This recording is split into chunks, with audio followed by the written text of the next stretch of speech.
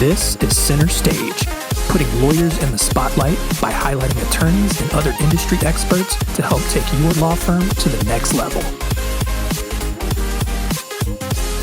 Hey everyone, and welcome to Center Stage. I'm your host, John Henson, and this week we are talking about something that I know a lot about, and that is publishing a book.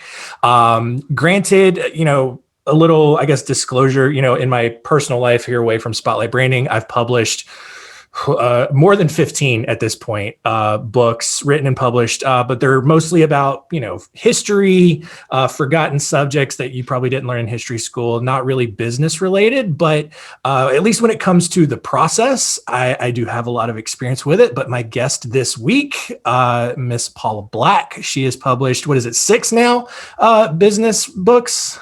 Yeah, 6. Yeah. So, I figured it would be great to have her back on. If you're a newer listener, Paula was the first episode of Center Stage when we talked about just embracing the potential and the power of social media. So I definitely recommend going back and checking that episode out. But yeah, like I said, Paula has written several books, and I figured she would be great to come on and talk about this again. So Paula, thank you. How are you doing this morning? I'm great. We are two peas in a pod here. We love to write and publish, and today it's very simple. When I first started, it wasn't so simple.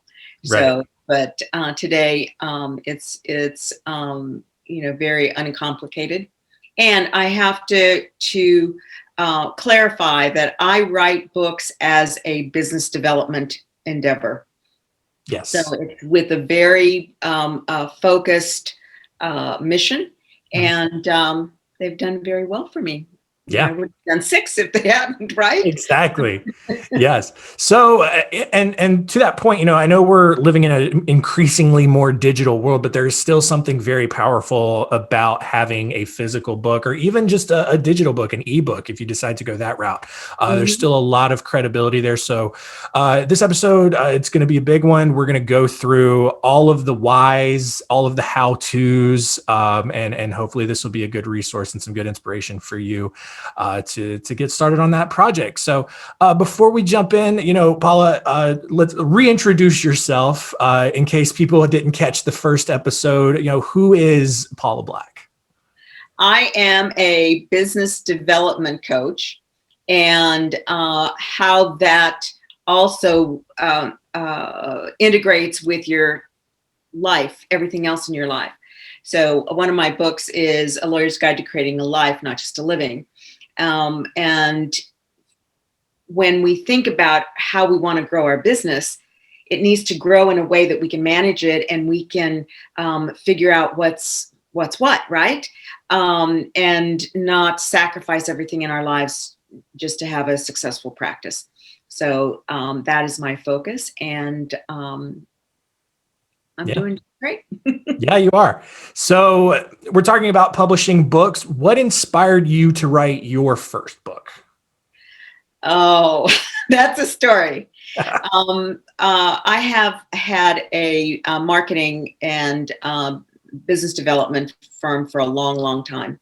And I would tell my clients, which were, ran the gamut from New York Times to Bravo to big construction companies and shopping centers. And I would always tell them, write a book, it'll give you instant credibility. Write a book, it'll give you instant credibility.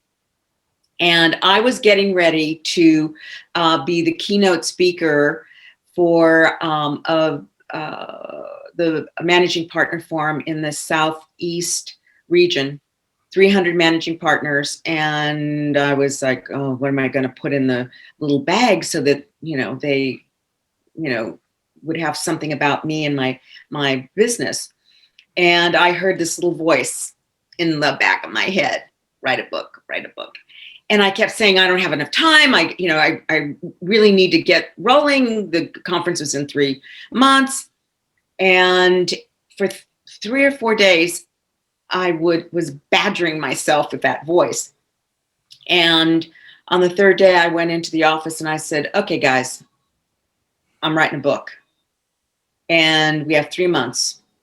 So I'm going to write it in a month, we'll design it in a month, and we'll publish it in a month. And this was when there was no digital printing. And so I did.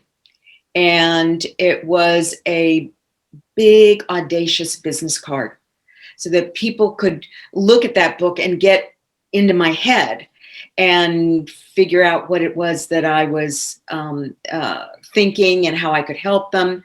And it won the Business Breakthrough Book of the Year.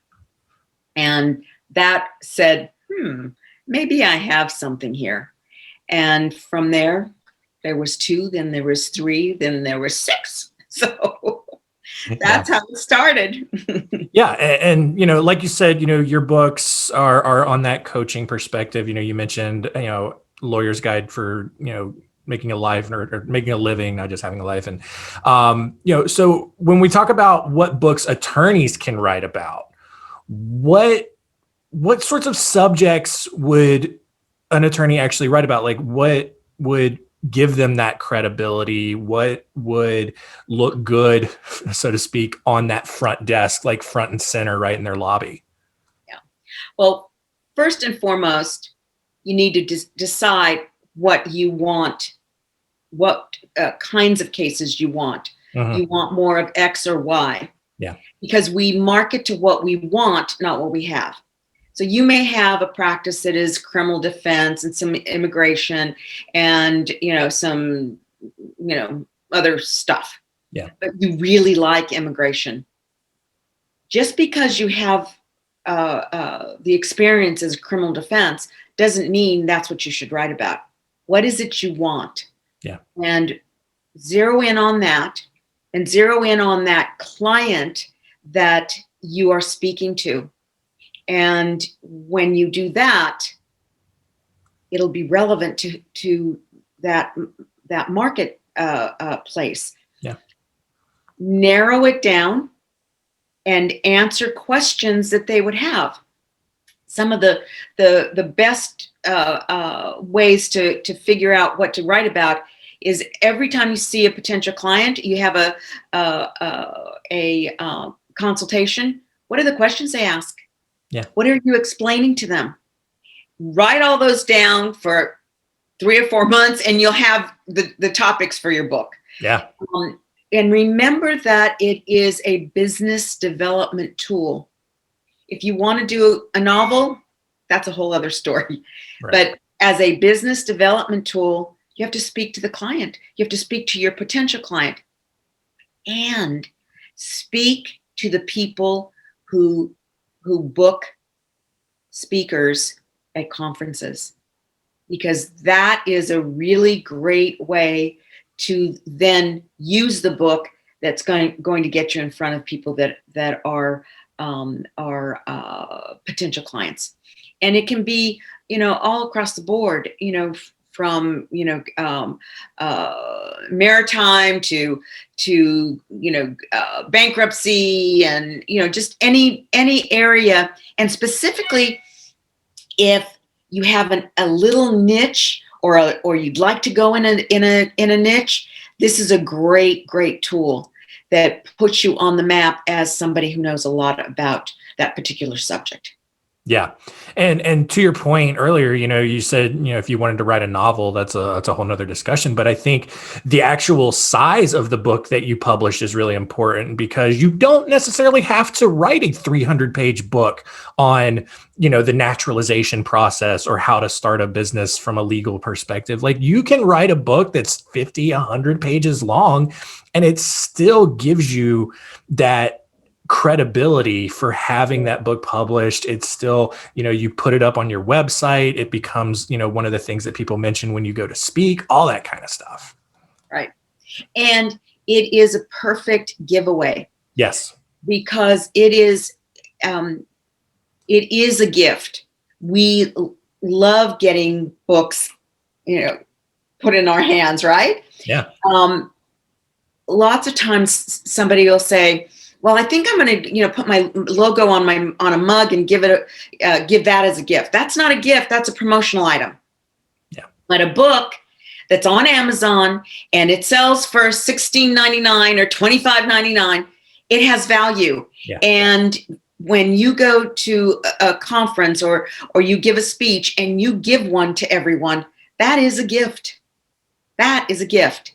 Yeah. And it is promoting you and has information, and it stays on somebody's shelf. We're not geared to be tossing out books. We keep them, and it stays around a lot longer than your business card. Yep. So I have clients that have my first book, which was a long time ago, that are still on their shelves. So I think that it's a powerful tool. Now I want to tell you, are you going to make money from it? Yes and no. Right. Selling it? No. For all the books I have, I probably could take you to dinner and maybe order a really nice bottle of wine. Yeah. And that's it. But what has it generated for me? It's close to $4 million today. That it's generated business. Yeah. And it's connected me to people who are influencers. It's got me on stages. It has that ability to cut through the clutter and separate me from other coaches, separate me from people who are just speaking about marketing or other areas that you can really get to know me via my books. Yeah. And that's, I think, one of the things that people don't immediately consider is just that value that it'll bring. Like, yeah, you're not going to become the next, John Grisham or Stephen King or anything like that. But just like you said, that credibility and just the influence that having that book has can lead to so much extra business that you win that you may not have otherwise gotten because you have that big credibility piece there. Correct. And you may have answered someone's questions in that book that they saw value in it. And, I like how he thinks. I like how she puts this. And it's how you communicate it. If it sounds like legalese, not so much. Right. Because what you're trying to convey to the audience is who you are as a person that separates you from the lawyer next door. I mean, unless you're targeting lawyers, then it's a whole other ballgame. Right. But the way you tell the stories of each of your cases, the way you explain it in a very clear, concise manner that somebody can understand, and someone who is in pain. Because let's face it, people don't come to you because life is rosy. They're coming to you because they had a problem, right? Yeah. Or they're growing and they're looking at different ways to do transactions.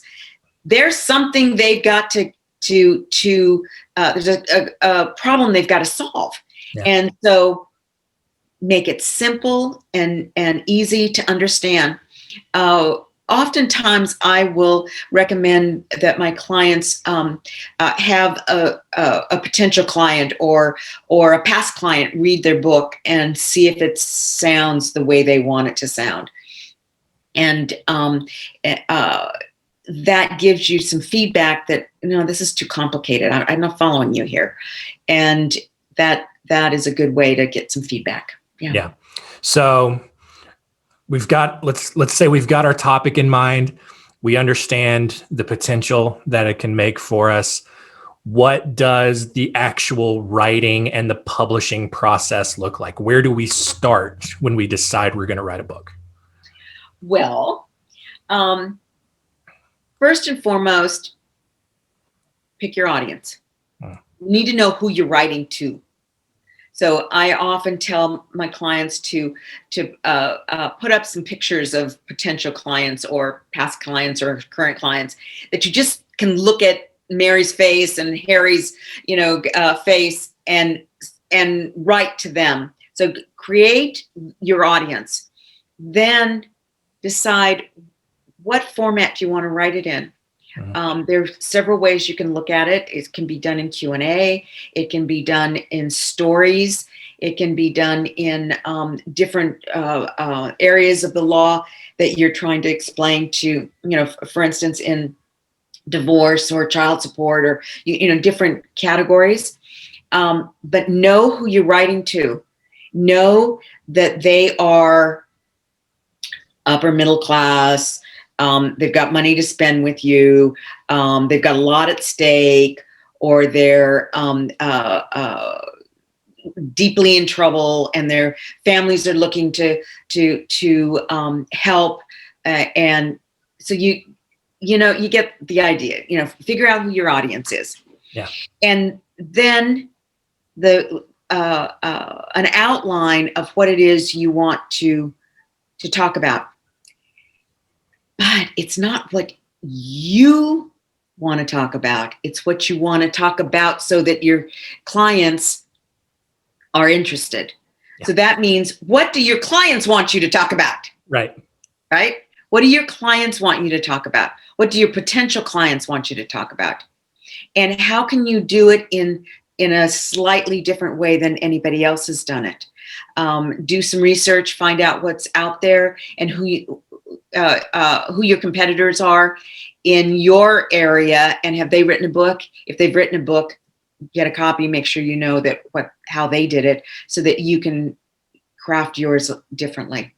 And I would suspect you're not going to find a lot of people out there that have written a book for this purpose, with the information that really hits the target. Because most lawyers that I've spoken to, when they thought about a book, they want to do something that's more akin to law review. And if that's what you want to do, that's great, but that's not a business development book. Right.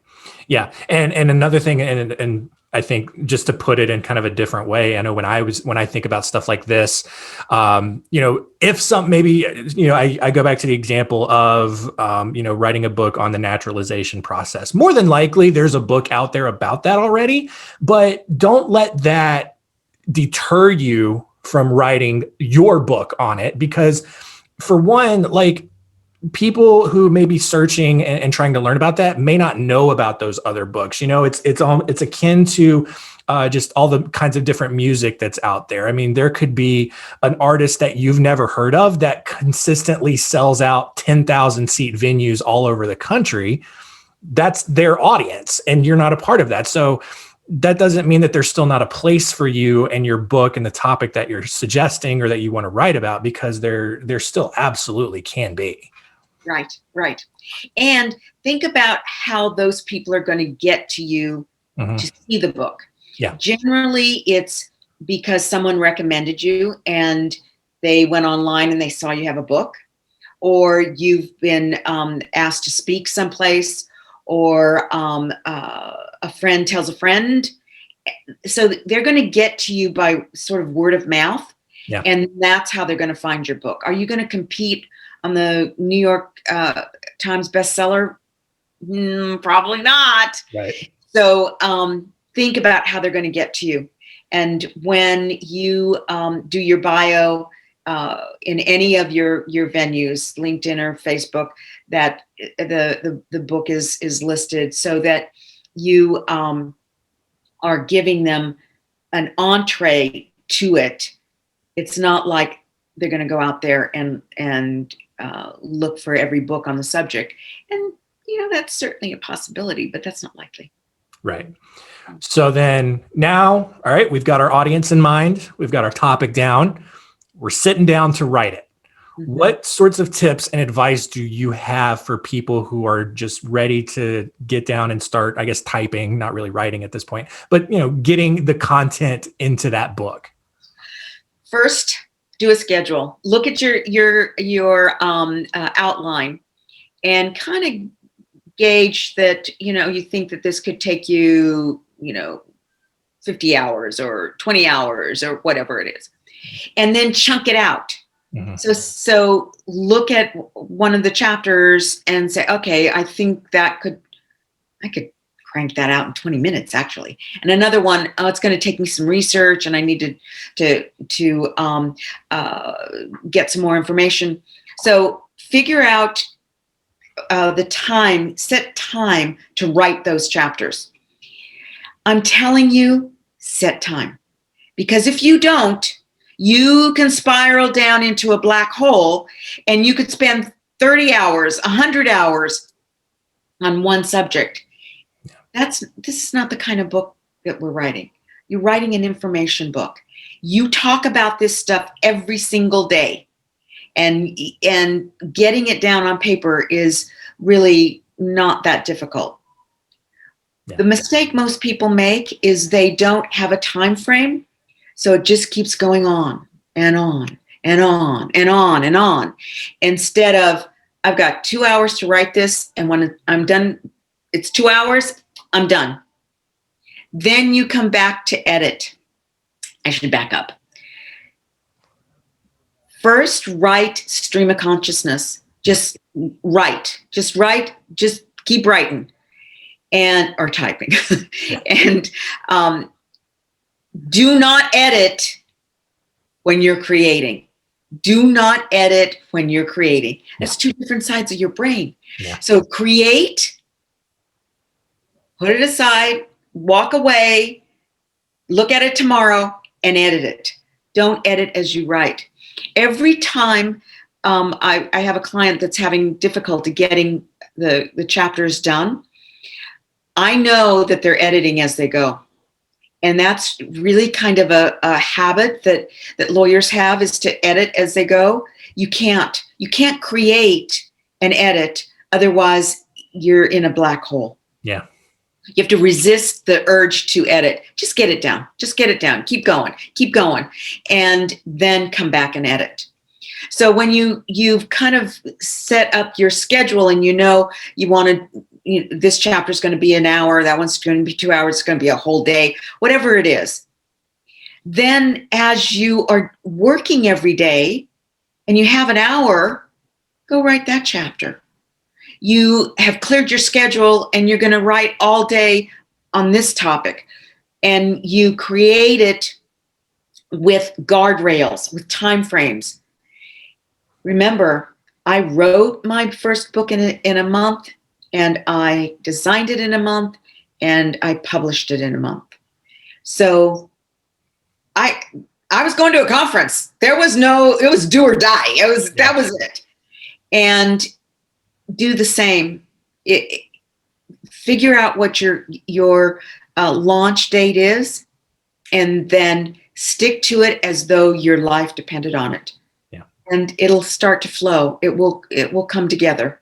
But most people, I don't have time today. I was going to write this weekend, but this happened and that, and then it's out of control, and you're not really doing it. Yeah. And one like shortcut, you can possibly make with this, especially if you had good blogging over the years, is your blogs could make great content for your book. And that, especially if they're evergreen and they're relatively surface level, because that's another big thing, is like, I know a lot of attorneys will sit there and obsess over their content because they've got to make it just perfect. But to your point, your audience doesn't want a lot of legalese. They don't need to get super deep into the weeds on all of that. They just want it surface level. And that's such a big thing to keep in mind. And if you've got a bunch of blogs on your website, you can put those into your book, maybe do a little editing so everything flows together. Yeah. But now you've got a good chunk of meat for your book right there. Absolutely. And you look at your blog topics and create those as your chapters, and now you've got 80-90% of it done. Yeah. Gather up all the ones about naturalization or whatever topic you are looking at, and then edit that down, and you have a huge amount of work already done. Yeah. Add some stories so that it becomes real to the reader and not just academic. And you would probably change the names, so to protect the innocent. And you can speak about it. Like, I have a client that had this and this and this, and we did X and X data, so that it becomes more real to the reader. And the faster you can do it and get rid of your perfect, the better off you'll be. Yeah. And remember, this is not law review. Right. The business development tool. I don't know if you know who Brene Brown is, but she was talking about her first book was the worst thing she had ever written because she was writing for clients, and the whole time in her head, she was thinking about the dean and her colleagues and this and what are they going to say about that? And so she spoke to no one because she made no sense. Of course, she made some sense, but she didn't feel she really hit the mark with her clients or her patients, and she didn't hit the mark with her dean or her colleagues because it was just a mishmash. So she said she would never do that again. And I'm telling you, that's the kiss of death. If you're thinking about, oh, my colleagues are going to think this is that, or what are they going to think that? Forget about your colleagues. They're not your audience. And look at the photographs we put up on your bulletin board to speak to, and you'll remember this isn't for them. Yeah. I don't care what your colleagues think. Yeah. And I mean, that resonates so much with me because the first book that I wrote was basically part of my master's thesis in grad school. And the overall content of my book, in my mind, my audience was people my age, that college age, they're getting ready to go out into the adult world or whatever. But I was still writing for the professors. And so there was just this weird conflict there. And I feel the same way. Like, I feel like the first book I wrote was the worst thing I've ever done so far. So I don't know. I feel validated with that story. Oh, great. But yeah, so I think one of the biggest things though, you get that book written and then you want to go back and edit some more. And it's so hard to just let go of it. Like, what advice do you have for people who are kind of at that stage where it's like, God, I think this could be a little bit better. Oh, I think I should tweak this a little bit. At what point do you just tell someone to it's good as it is, let it go, and now it's time to publish? Right. I think you set a time. And when you do your schedule and it's time, it's over. I also highly recommend that you get an editor, someone who can really look at it with an editorial mind. I have a really great gal. She's a lawyer and she is an editor, and she has edited all my books, all my clients' books. So she understands what it is you're trying to accomplish, but she's a ruthless editor, and she'll say, this doesn't make any sense. Or, you're rambling on and you can be more concise by blah, blah, blah. And have somebody else critique it. Not 2 or 3 people. I'm saying one person. Yeah. And one person that is really an editor. Liz is an attorney, but she's really an editor. That's her undergrad work, and she loves it. And so get somebody like that and let go. And sometimes you get so obsessed in this one little area and you really made your point, and continually to talk about it and talking about it and talking about it. Okay, you made your point. Right. Mm-hmm. Right. So then now we're at that stage. We have a finished manuscript. Now, you mentioned when you wrote your first book, there wasn't all of the digital self-publishing options. We have that now, so you don't have to go out and pitch to a bunch of publishers and hope that it gets picked up or anything like that. So what does that self-publishing process look like? Where do you start with that? Okay. I would highly recommend that you get a designer that is going to help you create a compelling cover. And I am known for having interesting interiors, so that it's not just galleys of type, and there's a nice layout to it that helps the reader along and guides the reader. So you want to have a really compelling layout, and when you do your first run of a layout, you're going to see things in the book that you didn't see when it was in galleys, it was in a manuscript form. So look at it as, with a keen eye on how it flows. And sometimes let's say you have like 3 lines of type hanging over here, on a page before you go into a next chapter. Maybe it would just be better if you just tried to edit a little bit so that you got rid of those 2 lines. So those kinds of things, so that it looks good and it flows well. Yeah.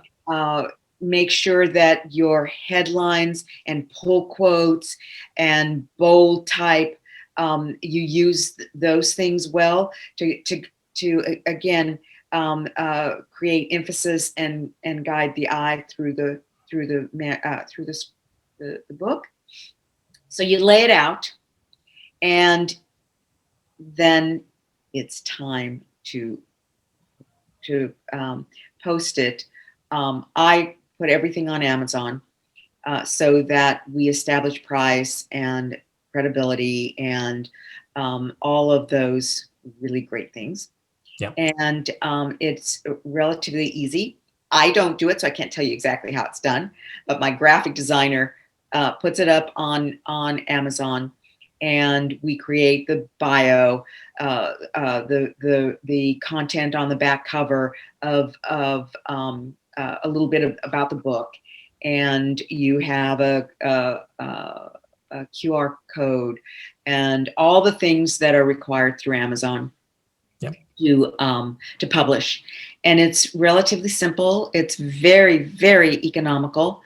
Yep. And you decide what you want to sell the book for. On Amazon, create your bio page, your author's page, so that you have space for a little more information about yourself, and then connect it to your blog, connect it to something else that they get a little more information if they want to know a little more about you. Yeah. Yeah. And I mean, I've done this process, myself. And yeah, I mean, like the only thing that, you're missing out on is you just pick basically the type of paper that you want your book printed on and the type of binding. And I mean, these services, whether it's Amazon, I use Lulu. I think they're both kind of the same now anyway, but they make it so easy. It's a very easy to follow process. And it's print on demand. I know several years ago you had to spend thousands of dollars and get like hundreds of books, published. Now I bought thousands. Yeah, exactly. And that was the only option you had. And you really had to decide to make an investment in it. But now a lot of these are print on demand. Amazon, Lulu, I know they're print on demand. You can buy 1 copy. You can have 1 copy printed and that's it. You shouldn't do that. You should have more than that and give them away, like you mentioned earlier. But it is really a whole lot simpler than you may think it is. And so I definitely do think it's worth the time and the investment in doing this as a business development tool. Right. And think about it as a big, audacious business card. Yeah. Give them away over and over again, and don't hoard them as though they're little jewels. Yeah. They may be little jewels, but share them with everybody. Anytime somebody comes in for a consultation, they get a book. Anytime you speak, you hand out books. You give them away to everybody, or you do a drawing to get emails. So it's a way to get people's contact information, and people appreciate it. They're happy to give you their business card if they're getting a book. So it's really a great way to do that. Yeah. Well, I think that carries us through the whole process. I know you help your clients with the book publishing process. How can people get in touch with you to potentially go through that with you? Well, I have a couple of things. One, if you'd like a handout, I have a write a book, a step-by-step guide. I would be happy to send that to you. Contact me at paulablack.com. And if you'd like for me to help you with your book, send me an email and I would love to help you. Awesome. And yes, I will have Paula's email in the show notes so you can reach out to her that way. I think that's going to do it for us. So I know at the end of the first show, I asked if you had one piece of advice, what would it be? So let's change it up just slightly. If you had one piece of advice for our attorneys about writing a book, what would it be? Just do it. Just do it. And don't overthink it. I'm telling you, it will get you work. It'll be your biggest business development tool. I guarantee it. It has been for me. So I know from which I speak. Right. Yes. And it's just such a rewarding process overall. I mean, I think it's really something fun to do. So that is going to do it for us this week. Continue to rate and review us on Apple Podcasts. Leave us a comment on YouTube, wherever you're seeing the show. We really do appreciate all the feedback that we're getting. And that's it. We'll see you next time. Paula, thank you so much for joining us. Thank you, John. Bye-bye.